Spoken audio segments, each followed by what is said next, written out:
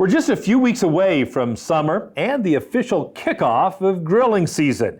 So what does it mean for beef demand and the cattle markets?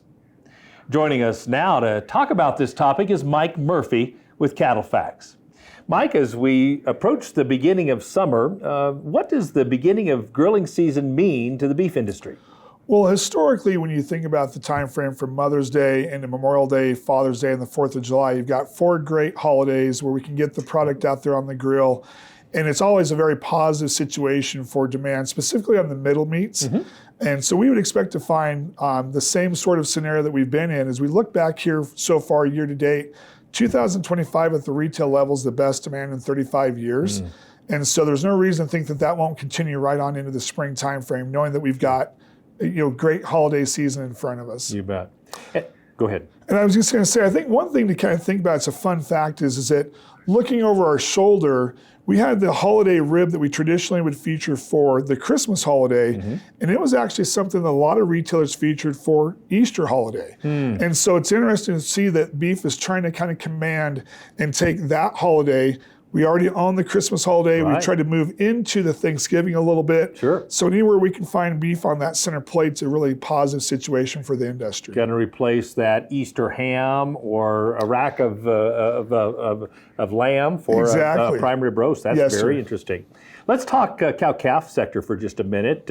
What do you see approaching us as we look towards the next couple of weeks and months for the cow-calf producer? Yeah, we're in a situation here where we're coming to that video season, summer contracting season, and on average, we would expect prices to be about 10% higher than where they would have been a year ago. There was a little bit of volatility in that market from the early video season to the late video season. So I think that's why we kind of assume that that consistent 10% increase is really the number in line. The positive thing for the cow-calf industry is they look at their buyers, whether it's a stocker operator or the feedlot sector. They've both been very profitable over the course of the last 12 months. And so those dollars will flow back to the cow-calf sector. Yeah, and speaking of that, in terms of the feedlot industry, it appears placements are down, as we might imagine, a bit. What are your projections for cattle feeders over the next 6 months or so? We're right at the time frame where we should be finding that spring high, and that marketplace is, right around this 215 to 220 area for kind of a U.S. average. That could extend a little bit deeper into the, say, late May, but then we'll start to trail off and we'll move lower as we go through the summer. By late summer, early fall, expect a Fed market that have risk back to $1.95 to $2. I think our biggest concern right now is the situation between the U.S. and China. Right. The longer that goes on, the greater the risk is that there could be some sort of an economic slowdown that could filter into the U.S. consumer and then maybe pressure prices a little bit more later on. But if we can get that resolved somewhere this summer, then I think that $1.95 to $2 will be good support for the fed cattle sector. You talk to a lot of people every day. I'm curious, what are you hearing in terms of moisture conditions and anticipation for summer grass? Yeah, it's really a situation where if you think about from kind of the Missouri River, if you were to try to draw that straight south from, say, Omaha to Kansas City and extending south, if you go east of there, they're in great shape. As you come back west, the farther west you go, farther southwest you go, or northwest, it becomes very dry.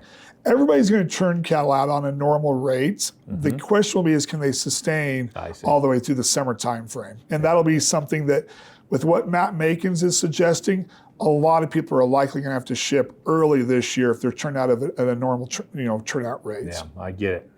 Final thoughts. What's your advice to cattle producers over the next several months? Well, I think if we've learned anything in here in the course of the last 60 to 90 days with President Trump and the route that he's kind of going is that it's a volatile world, right? And I think from an economic standpoint, we all have to be able to assess how much of that volatility that we want to accept personally as producers. As we know, and we've talked about before, there's a lot more tools out there for both the cow-calf sector as well as stocker and cattle feeders to be able to mitigate some of that risk out there. So just understanding it's a volatile world and there's opportunities to be able to protect equity in your business. And sometimes that's the best strategy, is to try to protect that equity. That's good advice. Mike, thanks so much for coming and providing your insights. Thank you. Now remember, if you're looking for top-notch beef industry research, information, and analysis, then check out the experts at CattleFax. Visit their website at cattlefax.com for the tools you need to make profitable business decisions.